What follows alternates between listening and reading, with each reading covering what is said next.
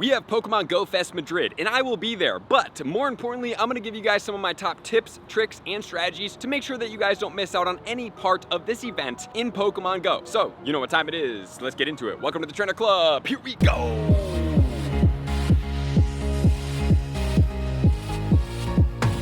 We have GO Fest Madrid, and then we're gonna have GO Fest New York, which is coming out very soon. So, you guys have all the way until midnight tonight to get your hands on my brand new merch. We have the free the remote raid pass, and we have the GO Fest merch, and all of my old merch is gonna be at 50% off. You can check out trainerclub.shop. Do not use www or anything like that, and it will take you right to my Shopify store. So, if you guys do want that, make sure to order it, because after tonight, the orders are cut off, and then I'm gonna be starting producing them and then shipping them, and you will get them before GO Fest. Okay, so now let's get into this event. It's going down from the 14th all the way until the 16th, from 9 a.m. all the way until 6 p.m. Guys, I hope that you did max out on all the bonuses going down, because man, this event is going to be a lot of fun. We have the Necrozma that we can do the fusions. There's great bonuses, and I'm going to cover the spawns, the PvP IVs, and then my recommendations for there too. And for the park experience, you either did the morning, that's going to go from 9 till 1:30, or the afternoon experience, that's going to go from 2:30 to 7. So for either direction, you could go and do the entire city experience. You do have the add-ons as well that can give you the city experience for the other days that you are not in Pokemon GO Fest at the official event. So I will be at the meet and greet. Thank you to Niantic for sponsoring this. I will be there from 2 until 4 at the Notable Trainer booth, so I hope to see all you guys out there. Man, we're gonna have a lot of fun, and make sure to stay tuned to my tips to make sure you have everything that you need. If you want the general GO Fest tips, you guys can check that video out up here where I cover so much stuff.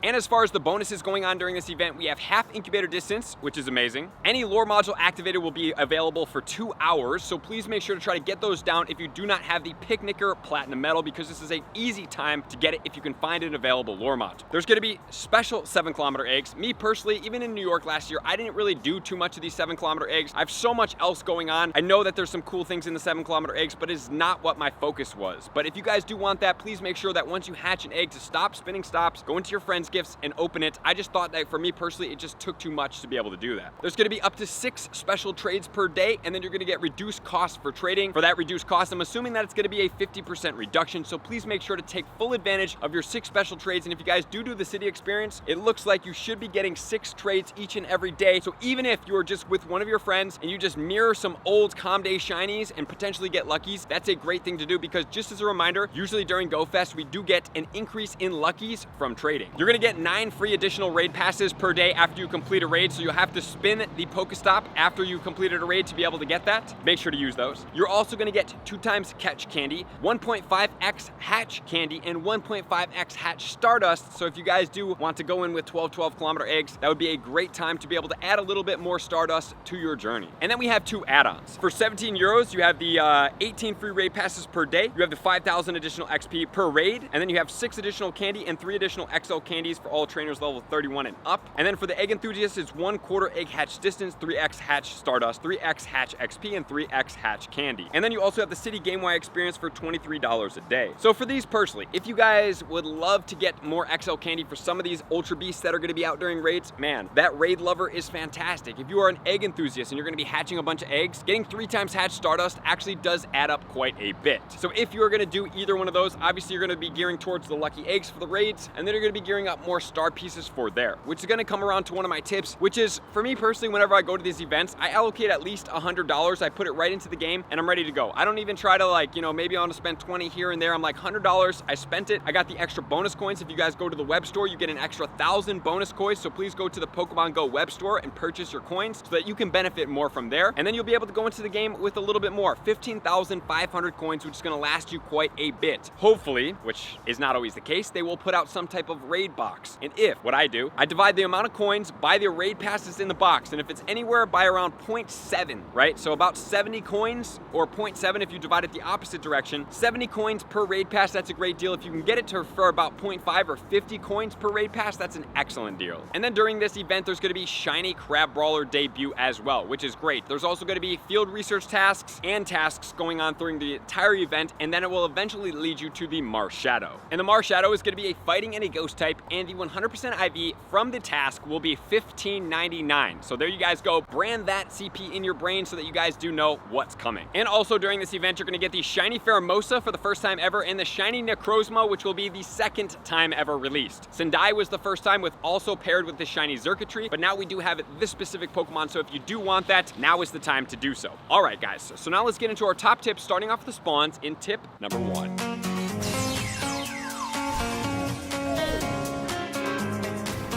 Tip 1 is going to be all about the spawns during this event. So for me personally, I will more than likely be out there with a couple different potentials for my Mega Pokemon. The number 1 Pokemon I'm considering is the Mega Rayquaza because it will cover all Windy type boosts, which means it's going to cover Dragon Boost, it will cover Psychic Boost for the Necrozma, which is why I'm most excited about this one, and then finally it's going to be cover Flying Boost. So all of those Pokemon will get boosted XL Candy. So that's what I'm going to be focusing on, especially since Necrozma will be a brand new kind of introduction for me, and I would love to get as much XL Candy for that Pokemon during this time because I will have the Raid Lover as I possibly can. The other one I may consider is something along the lines of Mega Medicham if you guys do want fighting type as well as the psychic type. So this is why I'm recommending this one. Reason being is that this one is going to cover Pancham because Pancham will be spawning during this event, and then also it will be covering the Necrozma. My recommendation is going to be that Rayquaza to cover that and more. But if you guys do want other ones, you guys obviously just match up what you're looking for XL Candy and then go ahead from there. All right, guys, let's start off with the different habitats. Just as a reminder, there's going to be 4 different habitats for this event and usually for every single Go Fest event. So you guys do have potential to go in either number 1, sit in a specific habitat, rotate those habitats, or sit in one and then rotate when trying to find specific shinies because the spawns will be specific to there. In citywide gameplay, you will be able to get all the spawns, which kind of dilutes it a little bit, but more importantly, I would suggest that when you do have this opportunity, do not take this for granted. Make sure to focus on getting any of these shinies that you do want. For me personally, I don't have that Pancham, so guess what? I'm going to be looking for that Pancham in that specific habitat. But here we go, guys. Let's jump in. In the Mysterious Labyrinth, we're going to have the Mooncrown Pikachu. We'll have the Hisuian Voltorb, the Lickitung, the Mooncrown Eevee, the Natu, the Baltoy, the Beldum, the Pansage, the Munna, the Petalil, the Ferroseed, and the Esper. And the cool thing about that is every single Pokemon in there can be shiny. So obviously the Crowned Eevees are going to be rare, something that you do want to acquire, especially if you're going to Madrid. And if there's anything else in this habitat that you do need, you can go ahead and sit there. For me personally, I have pretty much all of these shinies. Not the biggest focus here, but let's check out some of the PvP relevant IVs. The Lickitung in the Great League is going to be ranked 9 with the IVs of an 8, 14, 15. You are going to need 50 XL Candy for that one. The Licky in the Ultra League is ranked 97 at a 0, 14, 15. Then we're going to have the Umbreon in the Great League at rank 49 at a 0, 15, 15, best ranked. We have the Metagross in the Master League. The one thing about the Metagross is that Metagross, I do believe, eventually will have a calm day through Beldum. So even though you may not have this shiny and you may want it, my main focus for you would not be this Beldum because we have not had a calm day classic for that Beldum yet. And then we're going to have the Ferrothorn in the Great League at rank 90 at a 0, 13, 13, which then is going to lead us to the next habitat, which is going to be the Rocky Shores. The Rocky Shores is going to have the Suncrown Pikachu. It will have the Scarf Lapras, the Suncrown Eevee, the Chinchou, the Nosepass, the Shieldon, the Throat, the Tortuga, the Amara, the Crabrawler, which is going to be the brand new shiny, the Dewpider, and the Jangamo-O. So Crabrawler might be one of the reasons that you do hang out in this spot to make sure to get that shiny. It's going to be valuable. It's going to be a little bit more rare for most of the other people that don't attend this, so that's a plus. As far as the Jangamo-O, while you might be excited about this, guys, number 1, the shiny is getting released in the Go Fest Global as the shiny, right? So if you guys don't want to go ahead and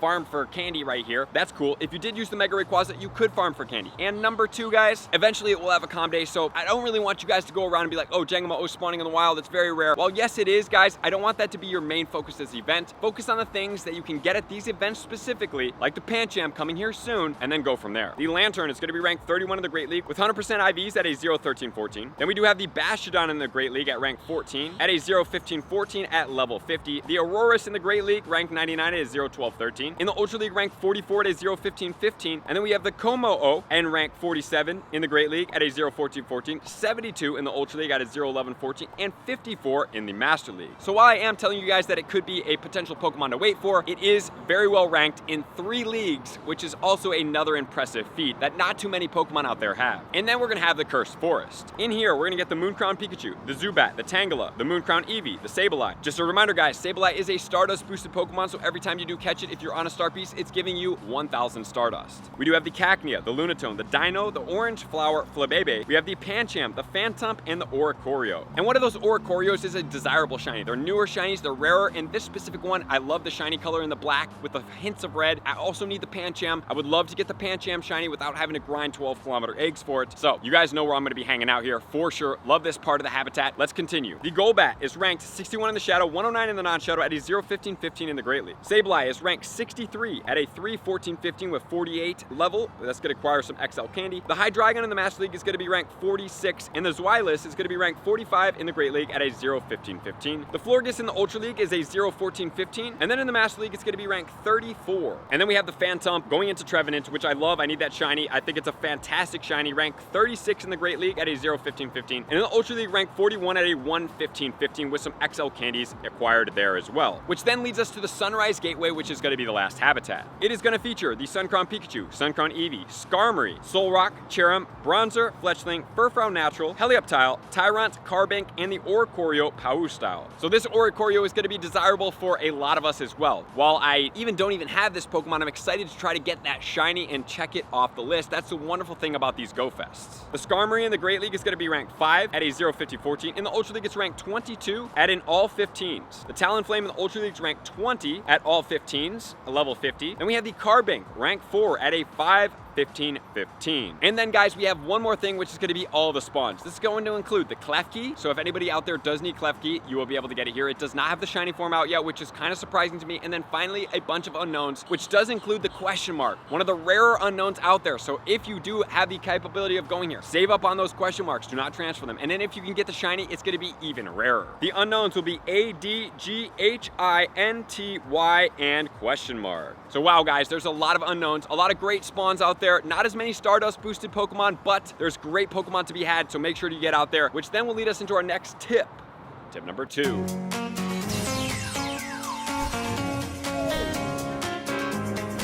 Tip number 2 is going to be focused around the raid battles. It's all Ultra Beasts, and then we also have the shiny Pheromosa and the Necrozma. For everybody out there, the only way you can get the shiny is if you do have this ticket. If you don't have the ticket, yes, you can get invited to remote raids. You will not get any fusion energy, and you will not be able to get the shiny. But you can get the Exo Candy, and you can even get the Hundo, and eventually then you can use your fusion energy from Go Fest Global or Go Fest New York if you are attending. As far as the Nihilego, it's going to be double weak to ground. 100% IVs is going to be 22-56 or 28-21 in partly cloudy or cloudy. The Pheromosa is going to be double weak to flying. 100% IV with 16-24 or 20-30 in rain or cloudy. Then if you have the Kartana, double weak to fire. 21-01 or 26-26 in sunny or snowy weather. Then we're going to get the Guzzlord. That's going to be double weak to fairy. 16-50 or 20-62. Then we're getting the Necrozma, Bug, Dark, and Ghost weakness. 21-04 or 26-30 boosted in windy weather. And then finally the Stakataka, Rock and Steel, double weak to fighting and ground. This one is going to be 18-82 or 23-53 in partly cloudy or snowy weather. So most of those Pokemon do have a double weakness, guys. So whichever one you're going to use or want the most of, I would go through your XL candy in your bag and see, hey, obviously the Necrozma is brand new. That's why I'm going to focus on the Mega Rayquaza. But if you want something else as far as the Mega and you want one of these other Pokemon, feel free to do so. But Necrozma is the place to be, and this is where you find out the best of the best for the Necrozma. So raid battles, focus on Necrozma. Any of these other ones, I still didn't dex a Stakataka. I actually did one remote raid and I did not catch it. So that's obviously on my list, but that one does not have a shiny, so I would not mainly focus on that specific Pokemon, which is then going to lead us into tip number 3.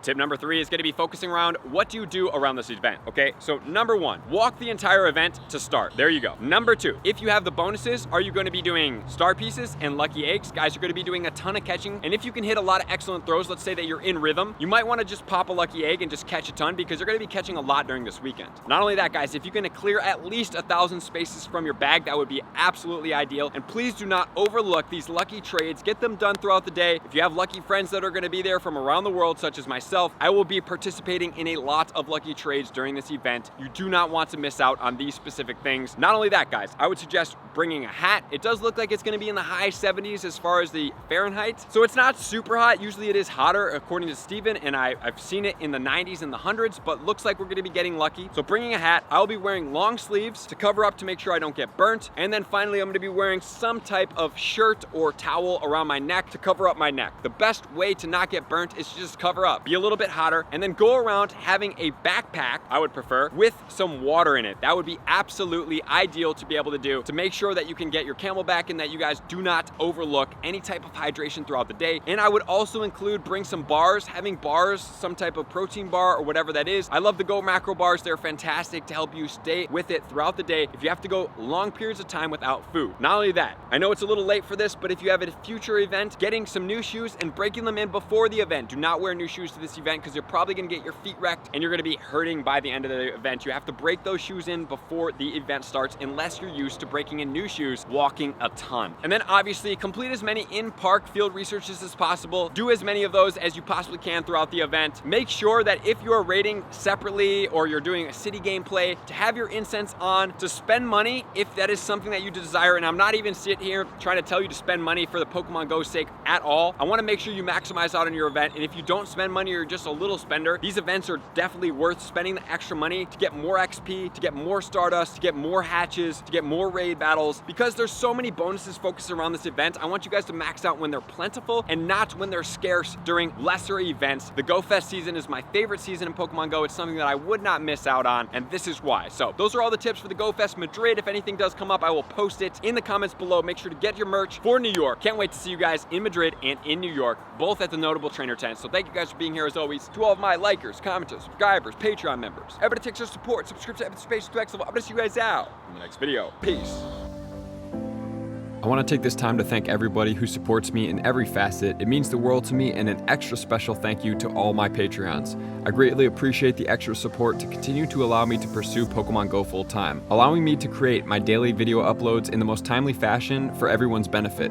Plus, I get the amazing experience of sharing my creative processes behind the scenes and raiding all around the globe with select upper tiers. Thank you everybody for being a part of the Trainer Club. You all mean the absolute world to me, and I will see you guys out on the next video.